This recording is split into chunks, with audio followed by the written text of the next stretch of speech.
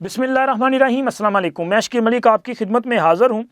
Sir cipher case हो गया मुकम्मल और इमरान खान को फांसी की सज़ा और अडयाला जेल में हो गया। सूरत हाल बहुत ही संगीन और मामला चला गया है तू तकरार से भी बहुत आगे, बल्कि धमकियाँ, लड़ाइयाँ, मुक्के, घूंसे और देख लूँगा तुम्हें, और इसके साथ साथ तुम्हारी क्या औकात है। सर बहुत बहुत ज़्यादा जो है ना वो सूरत हाल ख़राब है। और ख़राब वो क्यों है? ज़ाहिर है इमरान खान का केस मुकम्मल है, और इमरान खान का केस मुकम्मल होने पे अगर अडयाला के अंदर ये सूरत हाल है तो आप अंदाज़ा लगाएं कि जो कौमे यूथ बाहर है इन पर कौन सी क़यामत टूट रही होगी। तो ये सोचने वाली बात है। तो लिहाजा इस व्लॉग में ये तमाम तफसीलात आपके साथ शेयर करनी, लेकिन आप दोस्तों से सबसे पहले दरख्वास्त है कि जिन दोस्तों ने अभी तक हमारे चैनल को सब्सक्राइब नहीं किया वो चैनल को सब्सक्राइब कर दें, वीडियो को लाइक और अपने फ्रेंड सर्कल में शेयर भी ज़रूर किया करें। तो सर अडयाला जेल में जहाँ पे इमरान खान के ख़िलाफ़ मुख्तलिफ़ केसेस चल रहे हैं, वैसे दो केसेस जो हैं वो बिल्कुल अपने मंतकी अंजाम की तरफ है। मैंने आपको जो मेरा पहला व्लॉग था उसमें बताया था आपको पूरी डिटेल के साथ, यानी कि तोशा खाना का जो रेफरेंस है वो और साइफ़र वाला ये अपने बिल्कुल एंड पे पहुँच चुके हैं। तोशा खाना में भी खैर गवाहियाँ शवाइयाँ हो रही हैं, मामला जो है वो आगे बढ़ चुके हैं, लेकिन आज हमने बात करनी है साइफ़र केस की। वो क्यों करनी है? वो इसलिए करनी है कि सर साइफ़र केस का असल जो बाप है वो अडयाला जेल आ गया। बाप कौन है? बाप वो है जिसने साइफ़र को पैदा किया, जिसने साइफ़र तहरीर किया, जिसकी मुलाकात से साइफ़र का मतन जो है वो ईजाद हुआ, यानी कि असद मजीद साहब। वो असद मजीद साहब जो अमेरिका में पाकिस्तान के सफ़ीर हुआ करते थे, और उन्होंने ये साइफ़र भेजा था जो असल तनाज़े की बुनियाद बना। और इमरान खान ने इस ऑफिशियल जो डॉक्यूमेंट था इसको अपने सियासी फ़ायदे के लिए हासिल किया, और इमरान खान के ख़िलाफ़ इस साइफ़र को लहराने का और इसे गुम करने का जो मुकदमा है वो दर्ज हुआ। इसमें पूरे केस में जो गवाहान हैं उनकी एक लंबी फहरिस्ती, जिसमें असद मजीद, सुहेल महमूद जो कि सेक्रेटरी खारजा थे, और दीगर बहुत सारे लोग, इसी तरह आज़म खान जो प्रिंसिपल सेक्रेटरी थे, उन समेत मुख्तलिफ लोग थे। मजमूई तौर पे 25 गवाहान थे, और सर खबर ये है कि 25 के 25 गवाहान ने अपनी शहादतें रिकॉर्ड करवा दी हैं। असद मजीद साहब ने जो शहादत रिकॉर्ड करवाई है ये मैं समझता हूँ कि और भी बहुत सारी अहम शहादतें हैं, लेकिन आज़म खान, सुहेल महमूद और असद मजीद की जो शहादत है ये बहुत ज़्यादा अहमियत की हामिल है। आज़म खान ने अपने 161 और 164 के बयान को तस्लीम किया। उसके अलावा वो बयान रिकॉर्ड करने वाले जो जुडिशल मजिस्ट्रेट हैं उन्होंने भी अपनी शहादत रिकॉर्ड करवा दी, और आज़म खान ने अपने उन बयान को तस्लीम भी किया। उसके बाद इमरान खान पर यह इल्ज़ाम लगाया कि इन्होंने साइफ़र लिया था, वापस नहीं किया।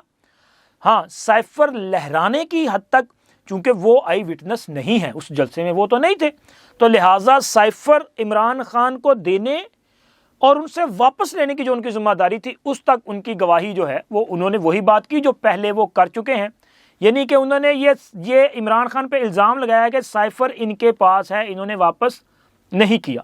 यही बात सुहेल महमूद साहब जो कि साबिक सेक्रेटरी खारजा थे उन्होंने की कि जी जब तक उनके पास बतौर सेक्रेटरी चार्ज था तब तक वो साइफ़र जो इमरान खान के पास था वो वापस जमा नहीं करवाया गया, यानी कि वो लापता है। और अब असद मजीद साहब ने जो गवाही दी है, जो शहादत रिकॉर्ड करवाई है, उन्होंने इमरान खान का जो एक मौक़िफ़ था उस मौक़िफ़ की कुल्ली खोल के रख दी है। उन्होंने अपने इस बयान में बहुत वाज़े तौर पे कहा है कि ये साइफ़र जो कि टेलीग्राम था इसमें ख़तरा या साजिश के अल्फाज का कहीं कोई ज़िक्र नहीं था। साइफ़र पाकिस्तान और अमेरिका ताल्लुकात के लिए एक धचका था। अब ये जो उन्होंने बयान दिया है, अब इसका मतलब तो ये हुआ कि इमरान खान जो मौक़िफ़ इख्तियार कर रहे हैं कि उनकी हुकूमत गिराने के लिए साजिश की गई। اسد مجید صاحب جو یہ سائفر لکھتے ہیں انہوں نے تو اسے جو ہے وہ غلط قرار دے دیا. انہوں نے کہا کہ جی ایسی کوئی سازش تھی ہی نہیں اور اس کا کوئی وجود ہی نہیں ہے. جو انہوں نے گواہی دی, جو شہادت ریکارڈ کرائی, اس کے اہم نکات میں آپ کے ساتھ شیئر کرتا ہوں. جو آج بیان انہوں نے خصوصی عدالت میں جمع کروایا, بیان ریکارڈ کروایا ہے اس میں انہوں نے کہا ہے کہ جنوری 2019 سے مارچ 2022 تک وہ امریکہ میں پاکستان کے سفیر تھے. 7 مارچ 2022 کو امریکی محکمہ خارجہ کے اسسٹنٹ سیکرٹری برائے جنوبی اور وسطی ایشیائی امور مسٹر ڈونلڈ لو کو ورکنگ لنچ پر مدعو کیا. یہ ایک پہلے سے طے شدہ ملاقات تھی جس کی میزبانی واشنگٹن میں پاکستان ہاؤس میں کی گئی. اپنے اس بیان میں انہوں نے کہا کہ یہ جو ملاقات ہوئی ہے اس میں کمیونیکیشن کا سائفر یعنی کہ ٹیلی گرام وہ سیکرٹری خارجہ, جو اس وقت کے سیکرٹری خارجہ تھے سہیل محمود صاحب, ان کو بھجوایا گیا اور پاکستان ہاؤس میں ہونے والی ملاقات میں ہیڈ آف مشن اور ڈیفنس اتاشی بھی موجود تھے. اور اس کے ساتھ ساتھ انہوں نے کہا جی ملاقات میں دونوں سائڈز کو علم تھا کہ میٹنگ کے منٹس لیے جا رہے ہیں.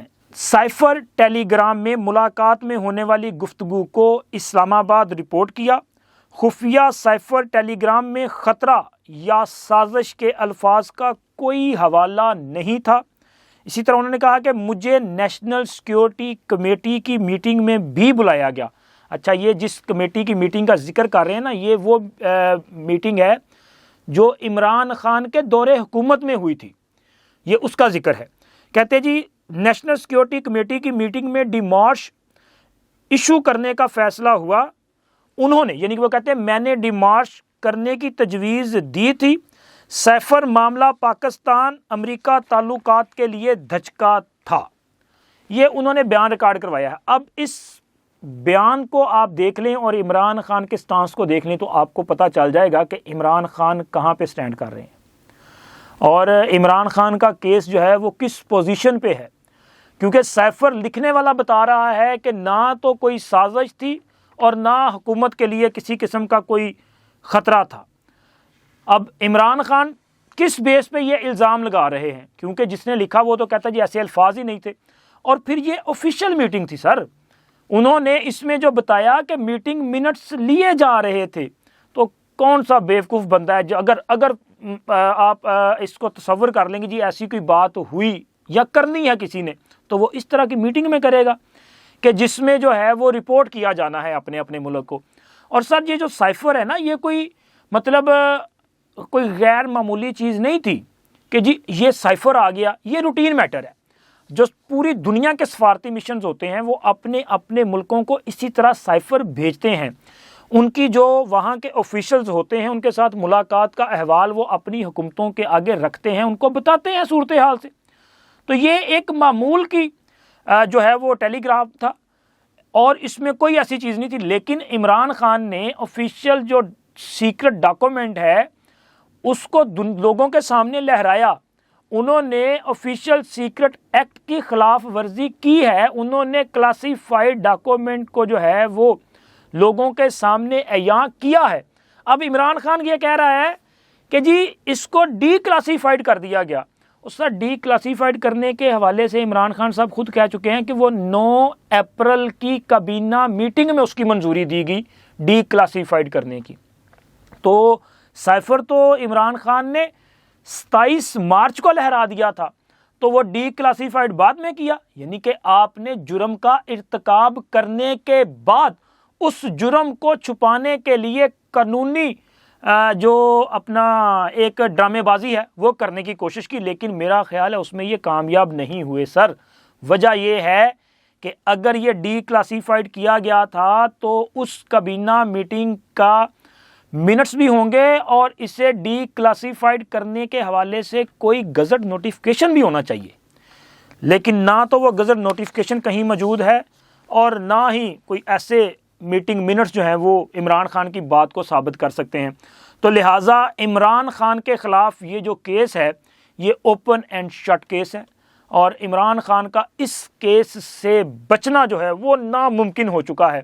اور مطلب پھر یہ ہے کہ آفیشیل سیکرٹ ایکٹ کے مقدمے میں علیمہ خان کو جو خدشہ تھا وہ درست ثابت ہو رہا ہے، کیونکہ عمران خان کو اس کیس میں عمر قید یا سزائے موت یعنی کہ پھانسی کی سزا جو ہے وہ ہو سکتی ہے، اور اسی بات کا ادراک خود عمران خان اور ان کے ساتھ اسی کیس میں بطور شریک ملزم ان کے ساتھ بیٹھے ہوئے شاہ محمود قریشی صاحب کو بھی ہے۔ اسی لیے تو عمران خان بھی روزانہ جو ہے وہ چیخو پکار کرتے ہیں، لڑائی جھگڑا کرتے ہیں جیل میں۔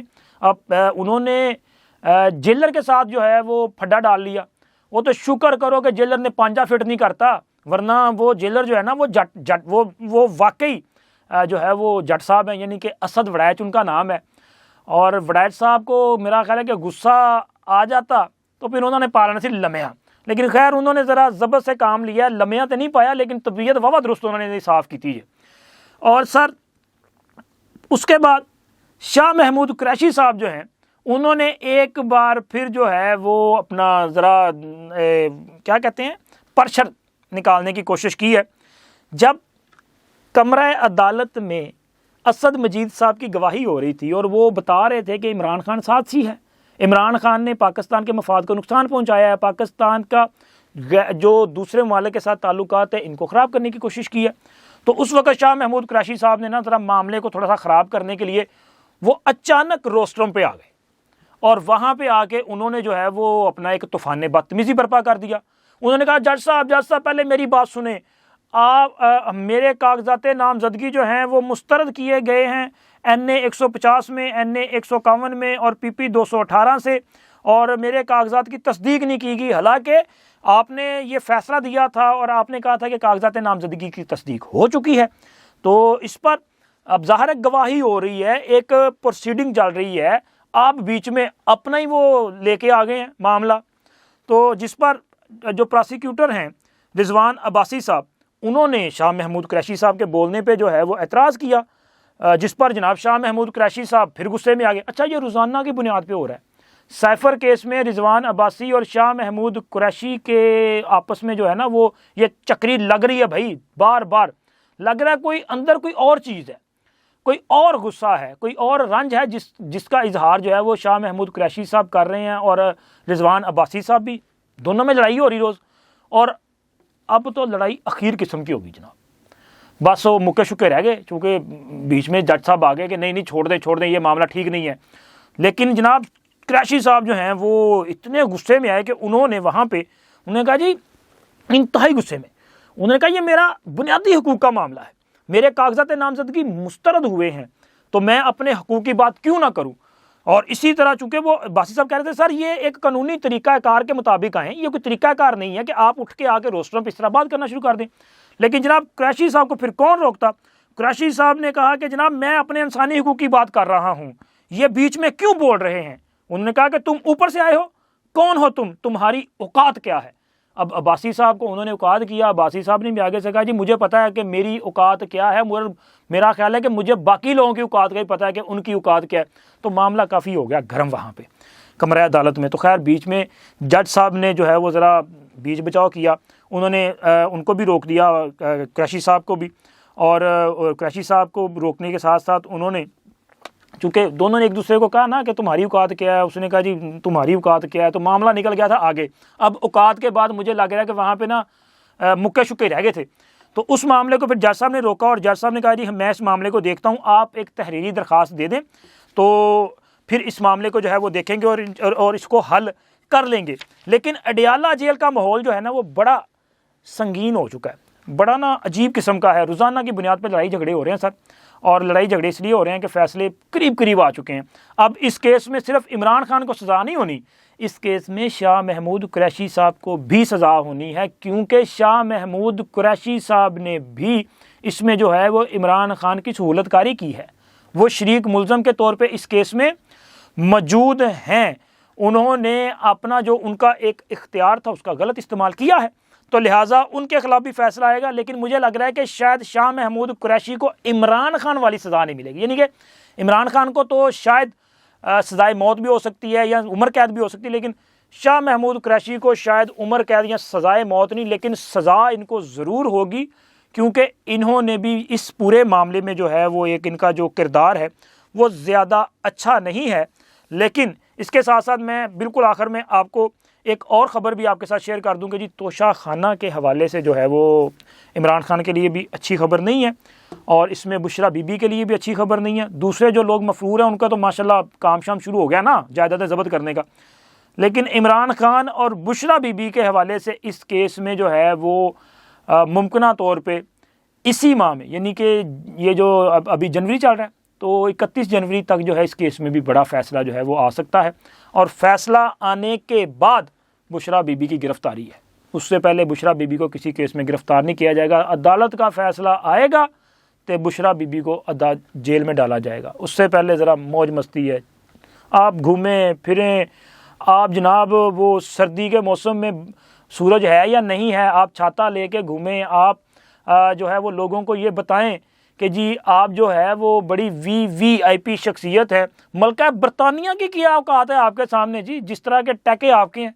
تو چلے ابھی آپ کے پاس میرا خیال ہے چند دن ہے، میں نے آپ کو بر وقت بتا دیا، لیکن یہ تیاری کر لیں کہ بس انہیں دن نہیں، اس تو بعد لمبی ہے پھر وہ سزا ہے۔ تو چلے جی انشاءاللہ ملتے ہیں اگلی ویڈیو میں، اب تک اتنا ہی، اللہ حافظ۔